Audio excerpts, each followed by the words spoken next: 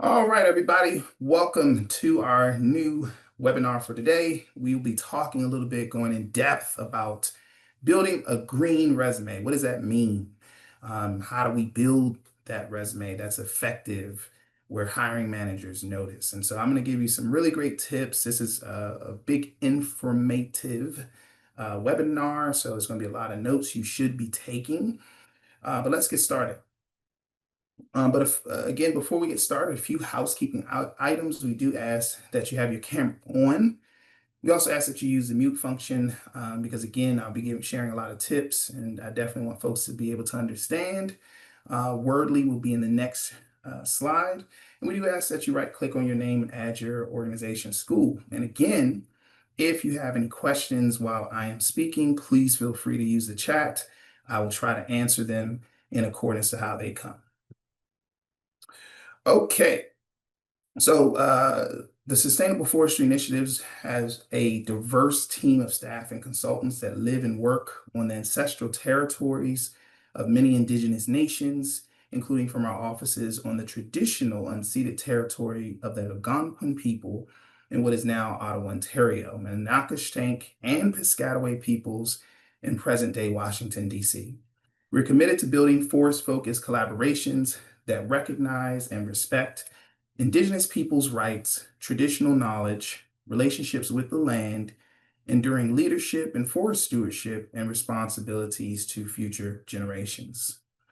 SFI has a vision where we have a world that values and benefits from sustainably managed forests, and our mission is to advance sustainability through forest-focused collaboration. We have an amazing team that works with me.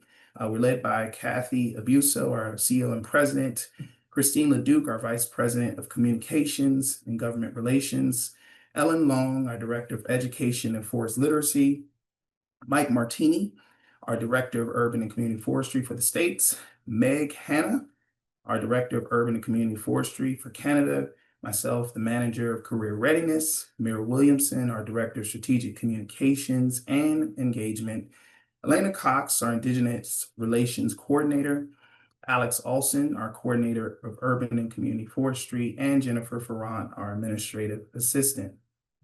And so today we really want you to take some takeaways and learn about what a resume is and the different types of resumes that you will see, some skills that are needed for a Green Jobs resume, information to include in your resume, and what's an ATS, an applicant tracking system, what that does and is, and of course, where to go for more information and resources. So I get really hyped about talking about resumes. It's one of my favorite things to do. I'm a nerd, so it's one of my favorite things to do. But people get this so misconstrued. And so a resume is a marketing tool. This is a tool that you're using to sell yourself. And 9 times out of 10, you're selling yourself to a potential employer or an employment opportunity. This will include your work history. It will outline, summarize your work experiences. And when we talk about work experiences, we don't just mean formal employment where you're doing 40 hours or 30 hours a week. We're also talking about volunteer work. We're talking about projects that you've worked on. We're talking about school initiatives that you started or created or you're working on. And we also can talk about your own business. Some of you all are business owners and you might have experience doing that type of work. But we don't want to just include all experiences. We want to include relevant experiences. And we'll kind of break what I mean by that down the next slide. But all that information is summarized to convey to the employer the skills and abilities that you have to do that particular job. So your resume, again, is a simple document. It's not a hard document, folks. It doesn't have to rack your brain trying to create it. And sometimes it can feel like that because you're given a ton of different information. But you really want to capture what makes you stand out. What is the value that you bring to the organization that you're applying to? But a resume is not a laundry list. So we're not looking for every single job that you worked and every single experience that you had.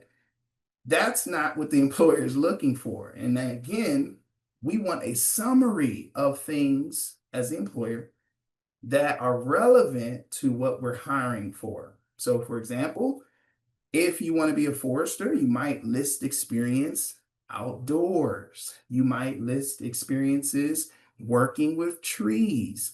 That would be relevant experiences, but you wouldn't list an experience where you've been a babysitter or an experience where you worked as a cashier. That would not be relevant experience. So we don't want every single job that you work. So some of you all have sent me your resume and said, Nick, well, take a look at it. And you're listing so much stuff that I can't really find what is most relevant to what you're trying to do. A resume is also not a static document. What do I mean by that? Some of you all say, oh, Nick, I check it once a year, twice every year. Well, if you are doing best practices, you're checking it. You don't have to do it every week, but at least once a month to update some of your skills, your certifications, your education, your apprenticeships, your fellowships, your scholarships, and all the relevant information that you think will make you stand out to that employer. And a resume is not the only tool you need to land the job. Now, I will say an effective resume and a good resume will get you a call 6 times out of 10. And there's a reason I say 6 times out of 10. But if you want to land the job, don't just depend on the resume, because anyone, especially a good resume writer like myself, I got to toot my horn, anyone can fictionalize or um, exaggerate the experiences that they have. So a good recruiter, a good hiring manager is also going to see something else we'll talk about, which is your work portfolio. Okay, we'll talk about that in a second. So when do you need a resume? Obviously, when you're turning in a job application, they're always going to want to see it, or on job interviews. They might want to review it while you're in the interview. Some of you all have jobs. Awesome. Maybe you got that with a decent resume or okay resume, but as you move up, it'll be a little bit more challenging. You'll most likely be in panel interviews where there's several individuals asking you questions about your skills and experience. You also need a resume sometimes in a college application process. So some of you all might be going to grad school or thinking about grad school, and maybe you might be asked for it there. Sometimes it depends on the opportunity. If you're job shadowing or doing an informational interview, which we'll talk about on our next webinar, they might say, well, you know what? Let me see your resume. And of course, when they say, let me see your resume, sometimes what could happen is they might have a job opportunity for you in mind. So that's why, again, we don't want to have an outdated resume. We want to have an up-to-date resume that shows all of these great experiences that we have. So when people share it to their network, they can give you a call. Okay? And again, if there's anything that I'm saying that you have a question about, please feel free to drop it in the chat. In the next couple of slides, I'll take a slight pause so I can answer any questions. So what are the different types of resume? Well, there's 3 different types, but we're going to hone in on the most commonly used, which is the chronological, which means that you are listing your experience from the current most experience that you have, and then going to the bottom of your resume with further experiences that are further away. So again, whatever you're doing now, this year, would be a little more relevant than something that you've done 5 years ago or 10 years ago. This is the most common structure. You will have your name, your contact information. You can put your LinkedIn if it's updated. Now, I want to point out, when you put your email or your phone number, folks, please, please, please check your email, check your phone, your voicemail messages. Because I know I've been a recruiter and I do the scholarships, and we'll talk about that later down the line. And I've called people that were qualified. I've called people excited for the job or the opportunity. And guess what? Voicemail never called me back. Email, oh, I never checked my email. Well, that means I have to go to the next person with the opportunity. So make sure that you have up-to-date information and you're checking your phone or your email. And I also will caveat this to say, do not use your school email. Why don't you use your school email? Because when you leave that school, 9 times out of 10, your email will be closed. So as you graduate, you move to a different school, that email is no longer in your possession. So if there was a job opportunity or you were applying for jobs, that is now a lost opportunity because sometimes recruiters will not call you, they'll just email you the information. Okay. We also have on our chronological resume a professional summary. We typically start out with a strong objective. We do want to use keywords, and we'll talk a little bit more about what those keywords are. We want to have work and volunteer experience. We want to have our education and, of course, certifications or training. Now, I will say, please have dates. Please have dates. Again, if you're about to graduate, you can put expected graduation date, but we do look for dates. We do look for times. That does matter when you're working in that job experience or you are going to school. Functional resumes are not really common, but they highlight your skills over your work history. Typically, they are used by early professionals with less than 3 years, and it is used also in pivoting careers industry. I typically prefer for folks, and I advise folks typically to use a chronological resume. There's just certain benefits, and we'll talk about that in a second, versus using a functional, but functional resumes do exist.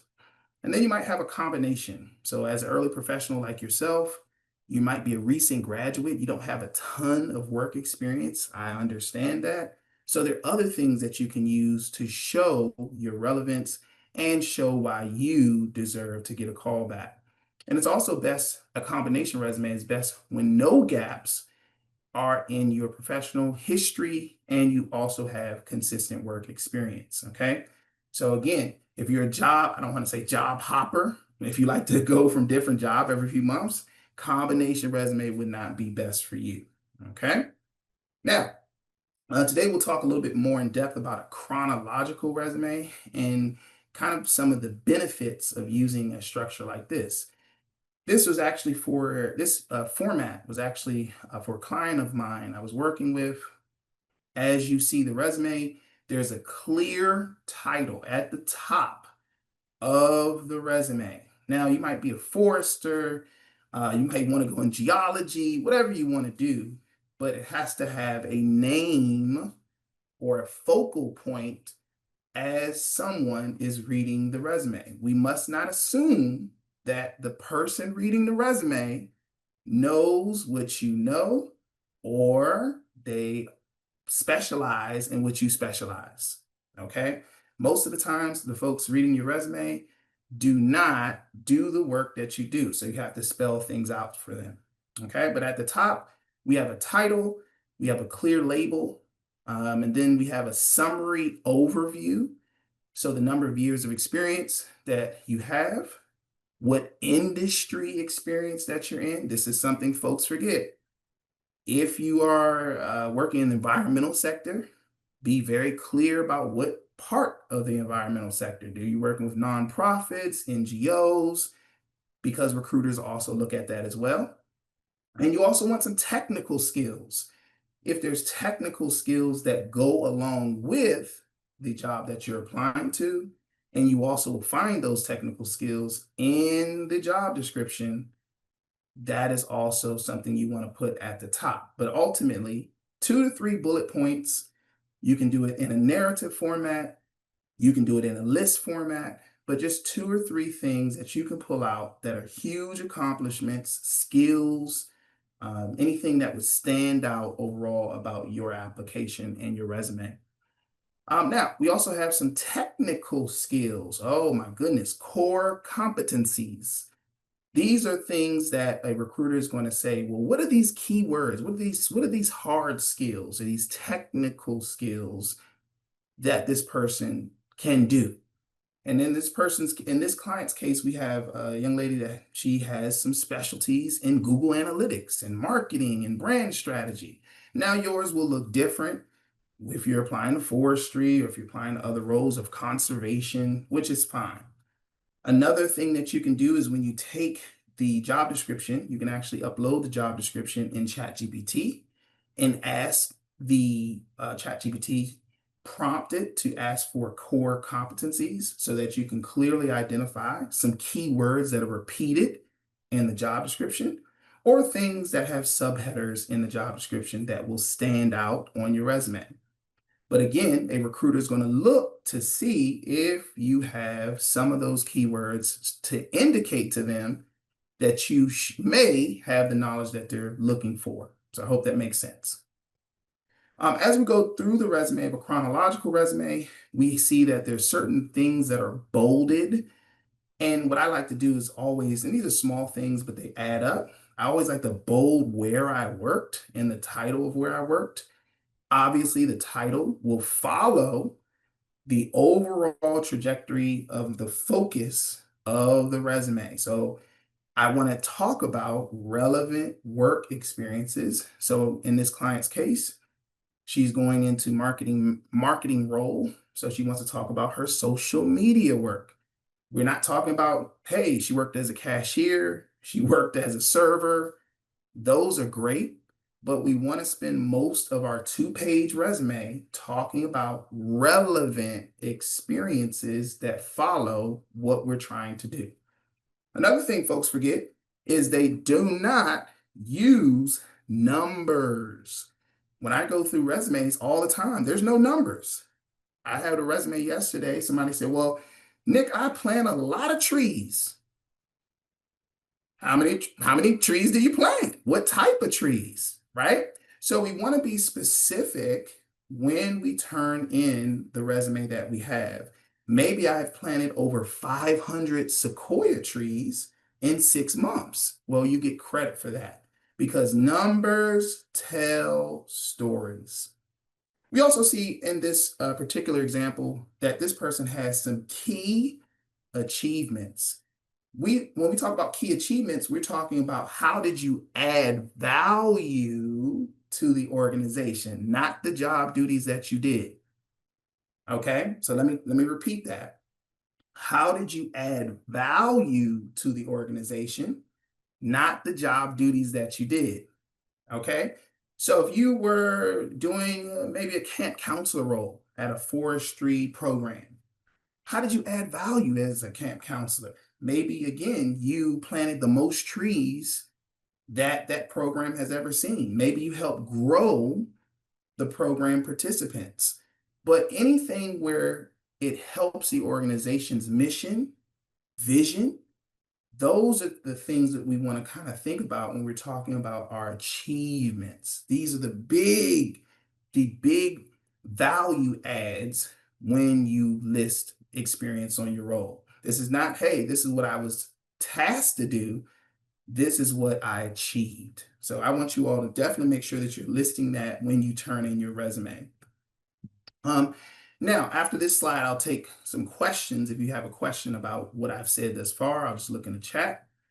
But let's talk a little bit about the resume tools that you'll use. Well, there's so many tools. We know with the benefit that you all have now is in the last 2, 3 years, it's been easier to write a resume versus when I started writing resume in 2015. Back in the day, we'd have to go to the library and I'd have a book. I had a huge book with so many words and action verbs and looking at examples. But now you can do this from your phone or your computer or your tablet. ChatGPT, Gemini are great tools when you have some prompts to help enhance your resume.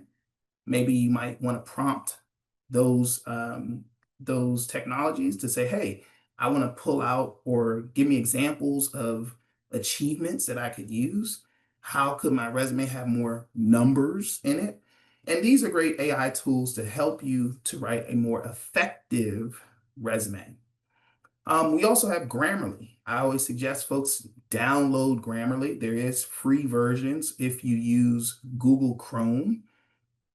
Grammarly helps to improve your vocabulary, your pronunciation, your grammar, all of these great tasks that Grammarly does. And I believe it's free to my knowledge, but it's something I use as a resume writer when I work with clients so that we can make sure the audience is clear about what we are talking about and they're not confused by the punctuation or grammar that we're using.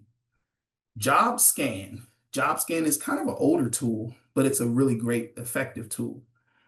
When you use Job Scan, it actually is a AI software that takes those keywords that I just talked about and gives you examples of other words that you can use or pointers of how you can improve your writing.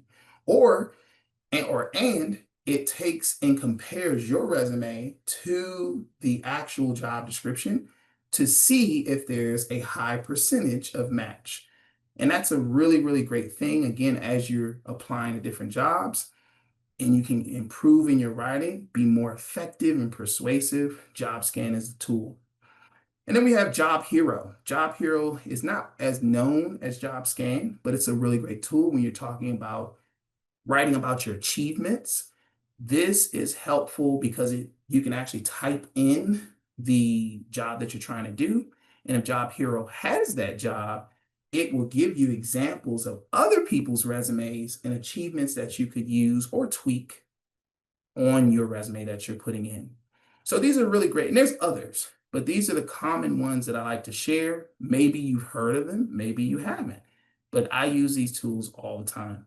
Now let's go take a quick check in the chat. And then I see a couple folks. Thank you so much for leaving some comments. Ashley says, I used my school email for 8 years post-graduation as it was promised for life. They just revoked the email service in the last month. My goodness. So agree, do not use the school email. Absolutely, Ashley. And so again, you do not own the school email. I always tell folks, use a personal email. And I always get resumes when people say, hey, I want you to check over my resume. And folks have their school email. So I'm very much against that. So thanks for sharing that. All right. How do I define my skill set on the resume? Well, there's 3 different categories when I look over resumes. We talk first about our technical skills, A resume really is written for technical skills or technical competencies. It's not as much written for soft transferable skills and soft self-management. So again, when I'm going through your resume or a recruiter's going through your resume, we're looking for those specialized training skills, your education, software that you might know, certain programmatic knowledge that you might have. An example could be a forestry certification that you earned, maybe GIS systems. Those are common when we talk about forestry. When you talk about soft transferable skills and soft self-management skills, those are things that we typically will find on your cover letter. Your cover letter can give examples of you being hardworking, or you being assertive, or you being enthusiastic. And we also will look for your transferable skills and your soft self-management skills during your interview, because a cover letter does not replace the human interaction that person has with you. And those are the times when you want to use examples of your communication, your management, your research that you've done, and the teamwork experiences that you have. So when you create your resume, you really want to focus more on your technical skills and your cover letter for your soft transferable and your soft self-management skills.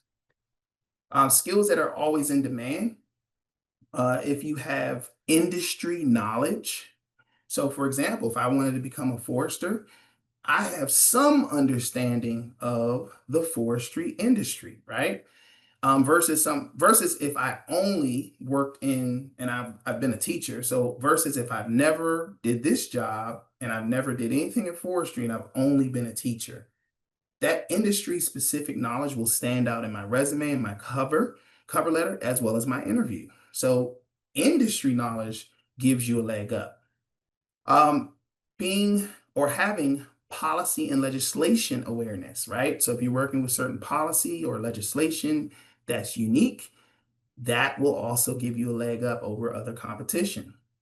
Having certain education and training. Some of you all have I think it's called the RPF, or working on your RPF, or you're members of the ISA and all the other great acronyms. Well, that'll give you a leg up because that is certain specific knowledge and technical skills. And some of you all have research and development skills, right? You're working on a big research project right now, and that has a certain population you're working with, or a certain type of plant or tree you're working with. Well, that gives you a leg up for certain employers. And again, those soft skills, project management, leadership, communication, problem solving, those are specific to the job that you're applying to. And typically, the employer will take notes if they see those things or you talk about the examples of those things during your interview. And so when we're writing our resume, we want to really focus on what gives us legs up, like knowledge and technical or specific knowledge and technical skills. So, Nick, what skills are green jobs employers looking for? Well, they're looking for it depends on what you're applying to for what they're looking for. And this map is great to show a variety of different things that they could be looking for. And again, the answers are not fictional or made up, they're in the job description. They are in the job description. So again, they might have certain computer skills that they're looking for. Maybe they're looking for somebody that has supervisory work or mapping skills. They could be looking for somebody that has maintenance, mechanical skills. They could be looking for an entry-level role where you're willing to learn and problem solve. So it just depends on the type of job that you're applying to, what you'll need to craft your tailored resume. An interesting statistic that you'll see is that when you're getting noticed with a strong resume, really 30 to 50 resumes will be sent before getting hired on average. So there is a lot of tedious work with this process. Before you took this webinar, you might not have known that most folks don't even get a response back. And that's my goal today, to show you how to get a better response where you're not 2% of candidates, but you're the right candidate for the right job, and you get much better return of investment of your time. So how do we do that, Nick? Well, when you're putting together, this is a great checklist that you can take a screenshot of, and this is also recorded, so this will be sent out. When you're putting together your header, you do again have that contact information. The body of your resume has an objective and summary section. There's education credentials that have dates on them. We do want relevant skills and knowledge and experience, not just any skills, knowledge, or experience. We also want to make sure that we have action verbs, and we'll talk in a second about that when we start our sentences. I always like to have at least 2 to 4 job duties, kind of the main things that you do at that particular employer or maybe with that project. And then we also want to demonstrate results. We talked about that. Results of the work that you did. Not that you just worked there. You can use numbers, percentages to tell the story. If you think your awards or honors will stand out, put that on your resume. And also, if you're in any extracurricular activities that make sense when you apply to this particular position, please be sure to list that. So I want you to really have an open mind. Again, you know your experience, you know all of these great topics that you can talk about, but really focus on relevancy when you apply to that job. Format does matter. We do ask that Most folks apply to resumes with under 2 pages in the States. Those that were applying to government, where it would be several pages long, they're now changing that to 2 pages, no more than 2 pages.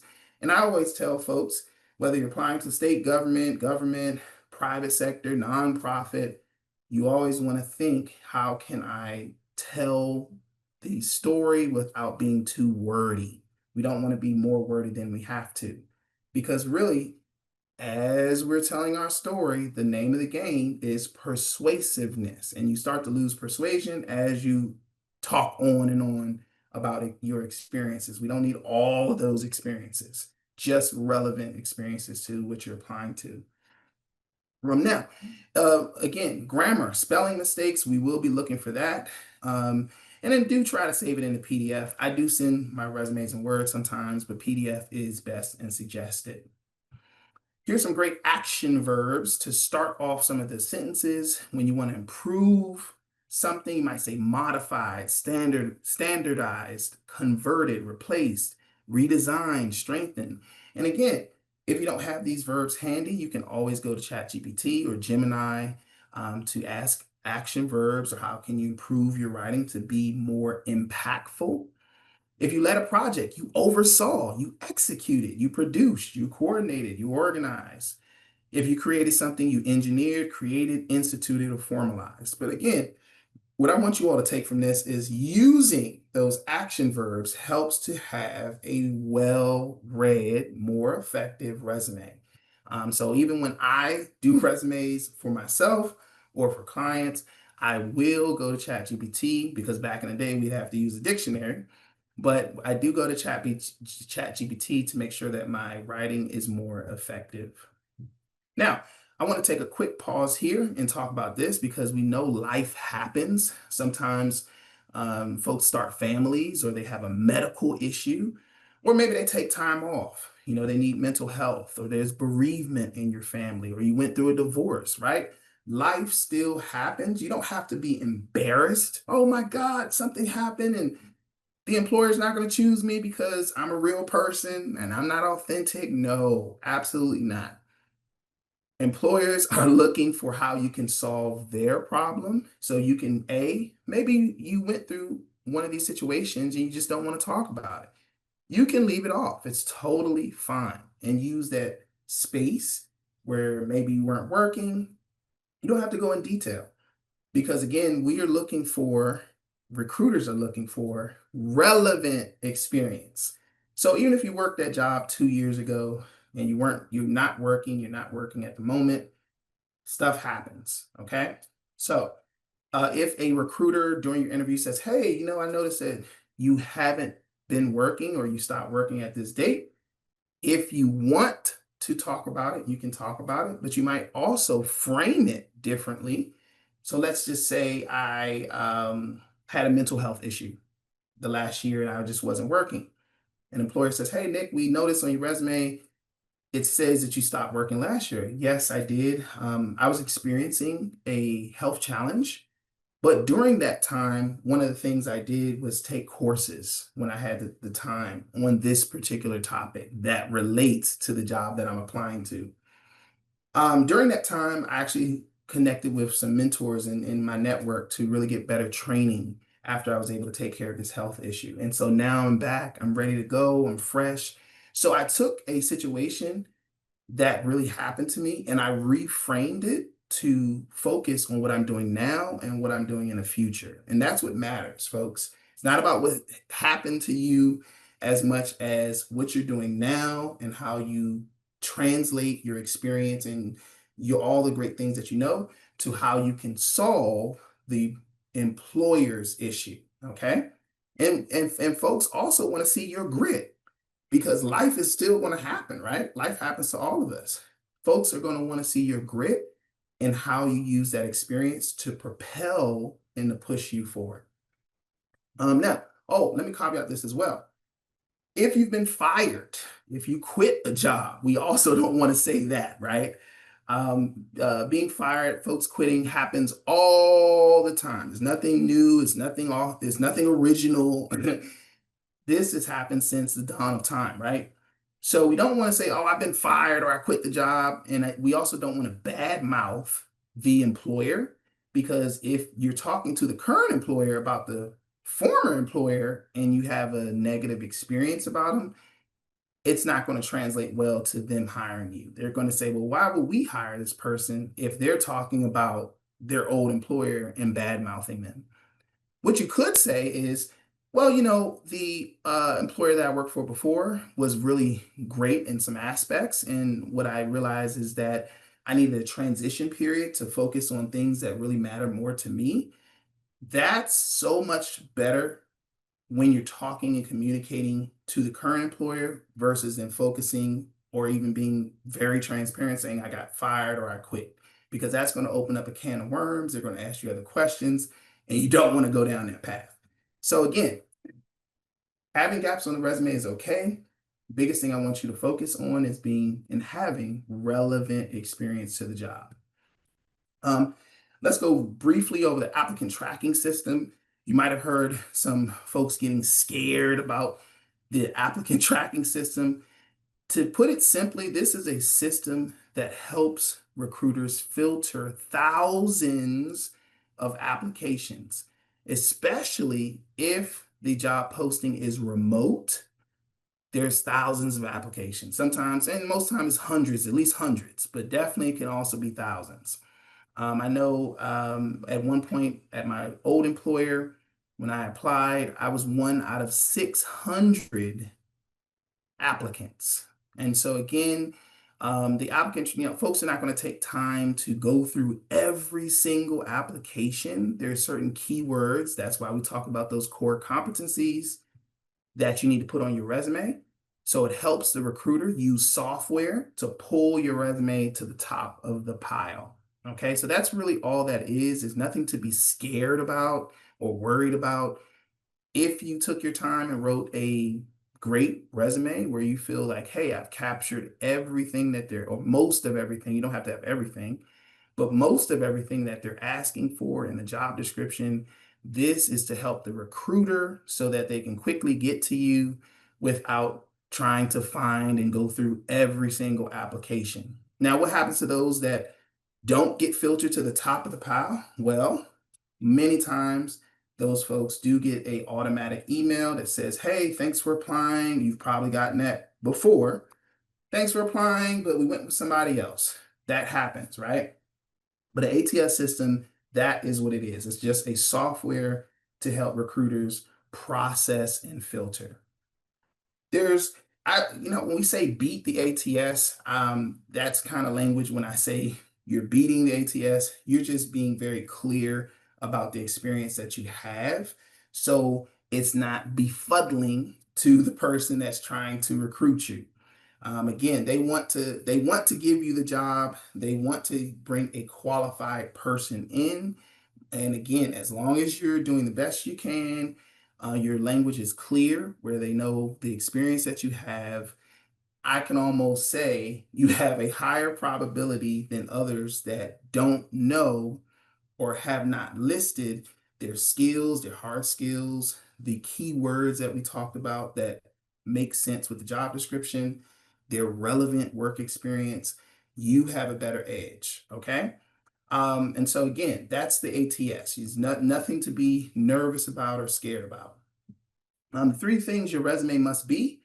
You must have clarity. Folks need to know what you do. Again, that's why we have that title. So if I can't figure that out easily, or it's very hard to figure it out, you're chucked in the trash. That's just how it is. Okay.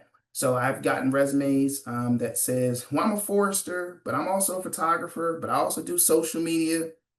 I don't know what you do. Okay. So I need to be very clear about what is the focus of what you're trying to do and what you have done. Your format does matter. We just need information that's easy to find. Some of you all have formats. You got columns over here and columns over there, and you got pie charts, and that's way too much. We just need clear, clear information that's easy to find so that way the recruiter can say, ah, yes, excellent. This is exactly what we're looking for. And I always tell folks, As you read the job description, you can actually do it old school, copy and paste it on a Word document, and then provide that support for each of the things that they list. Now, you don't need every single thing, but a job description is written from the highest order of importance, the job duty, to the least important job duty. So you want to try to have more of those higher order bullet points. And again, relevant to the job, not relevant to you. Let me repeat that again. Relevant to the job, not relevant to you. So folks send me resumes and say, oh, well, I was in my sorority and fraternity, or I was a camp counselor. And well, those are great experiences. But my question to them is, does that help the employer? Does that solve their problems and pain points? And if you're not talking about that and you're talking about things you care about, then you're also discarded. Okay.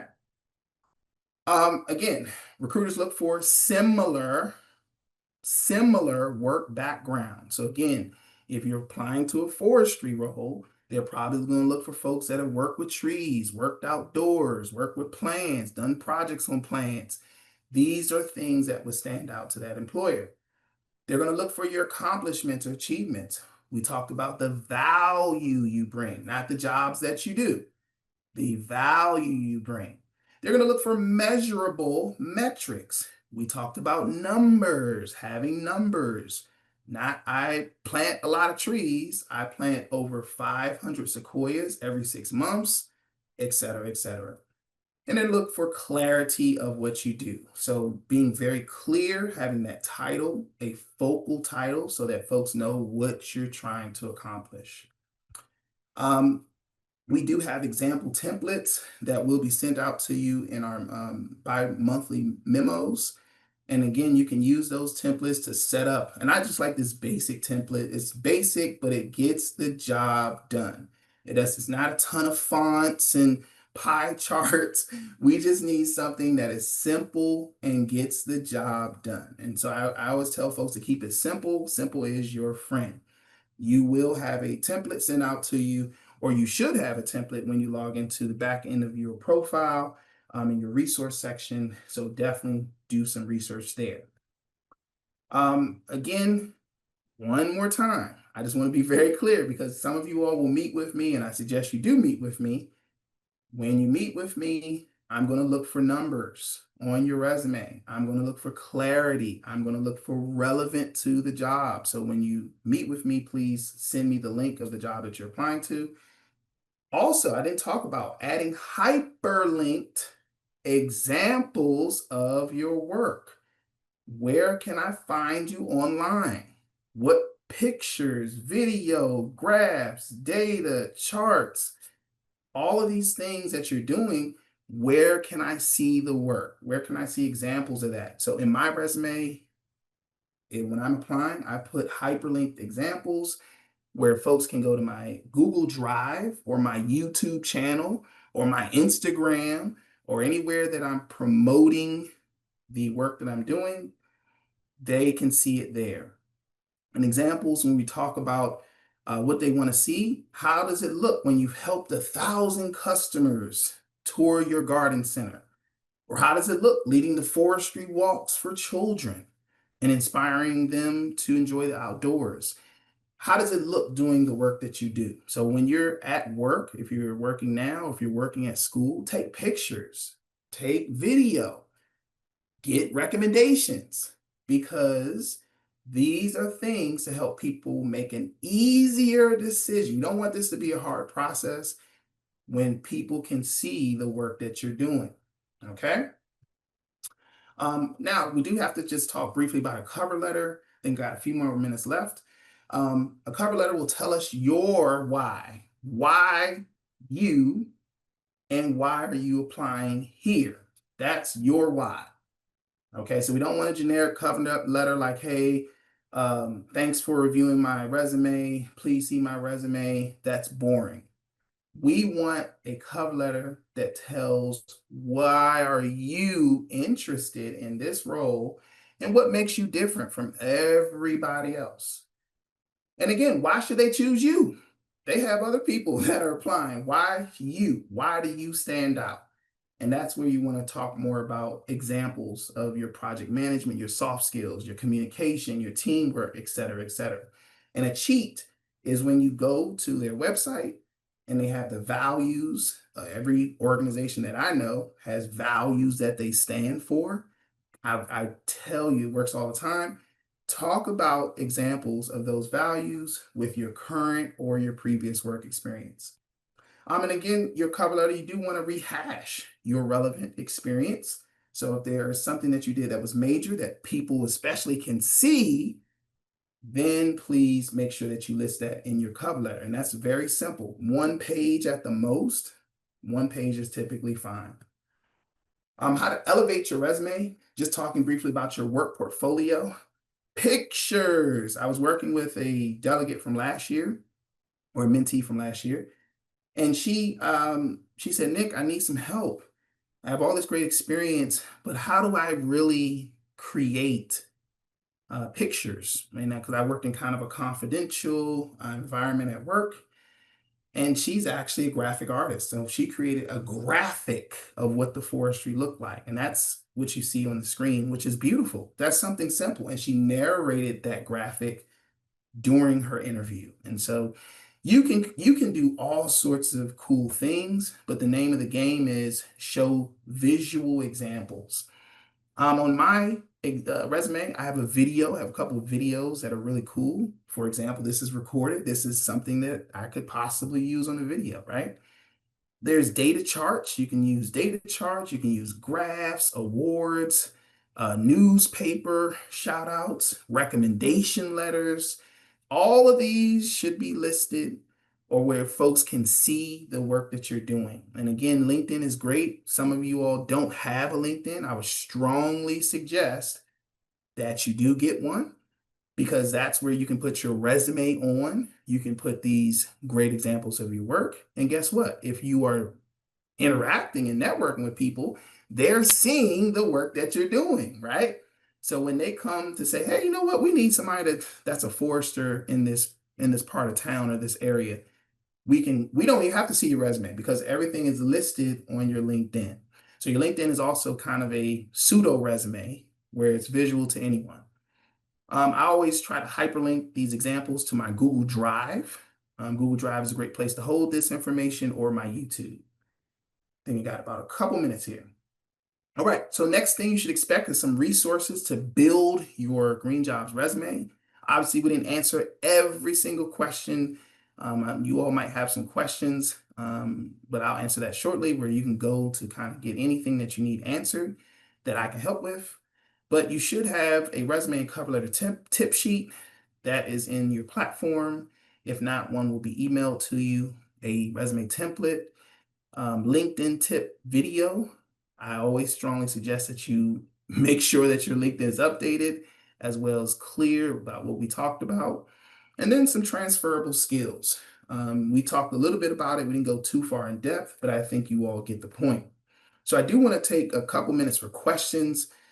Some of you all might have questions. Please, this is your time to share if you have any questions for me.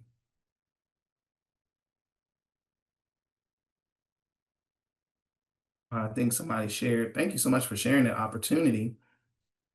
Ashley says, hi, everyone. Interforce hiring in woodlands and sawmill operations. Reach out to me or apply online. See, this is exactly what we're talking about, folks.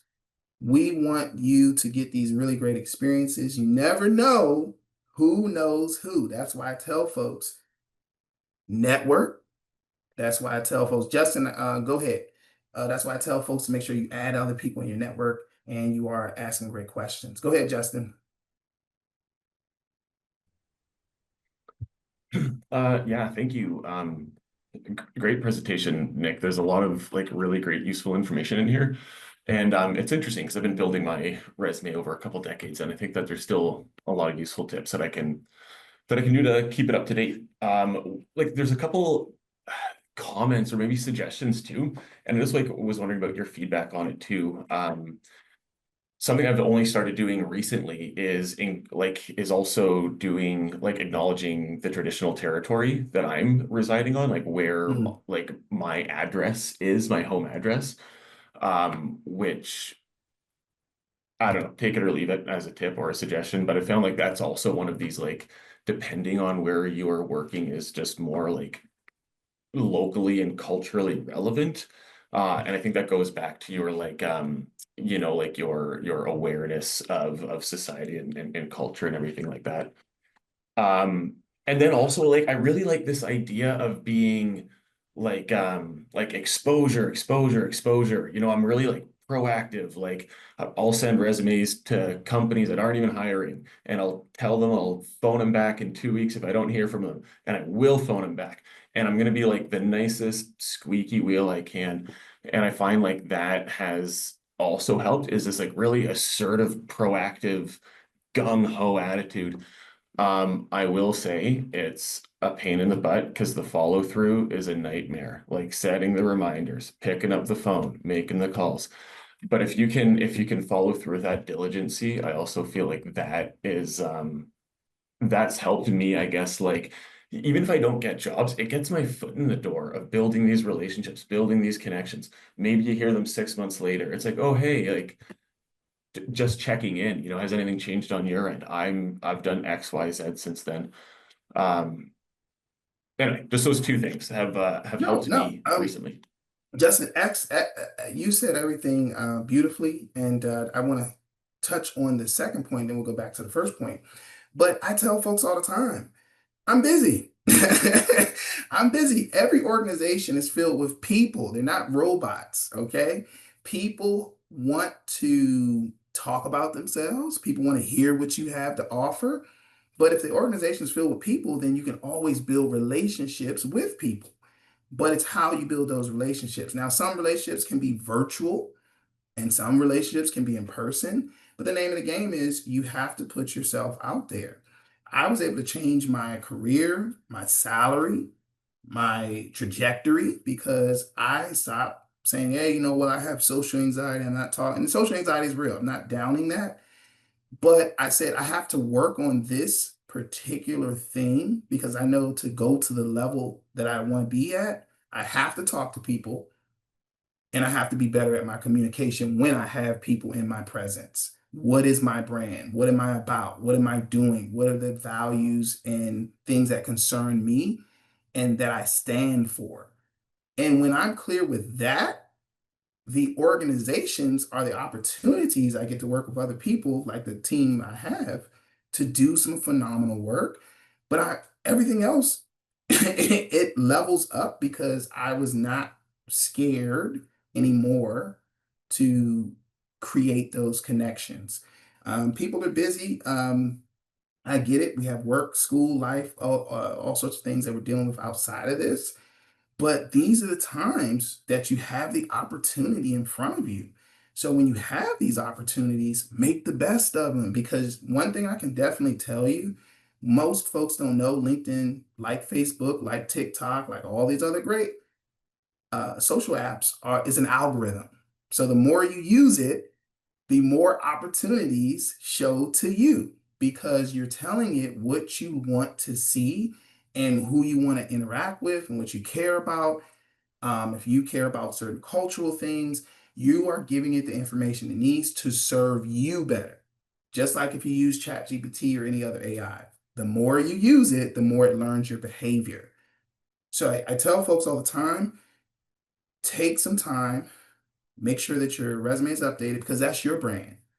I might have it 2 months down the line. I say, hey, you know what? Oh, you know what? Justin was the perfect person that we need to fill this role. And he contacted me last week. But I have a tool that I can use to share what he's about. And I'm clear what he's about when I do share it.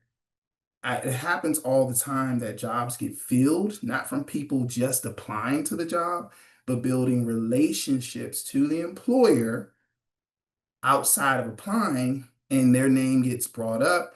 They get the position over the 1,000 other people that applied. Happens all the time. So I think that was a great poignant point. Thanks for sharing that.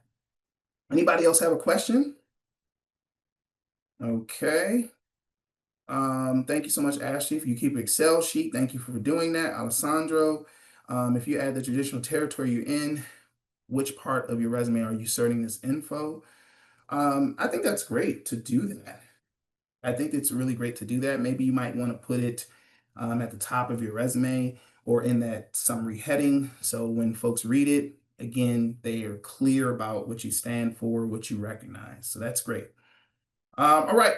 Well, again, open office hours. If anybody has any questions, I'm available every Friday now. We used to be every other Friday, but now we're making myself more available. So please, if you have any questions about your resume, you need career advice, don't be shy. Reach out to me. That's what I'm here for. Here is my information. Please give me a call or set up a time to chat. Also, final remarks, please stay connected with us. We have a ton of great things happening here at SFI and PLT Canada.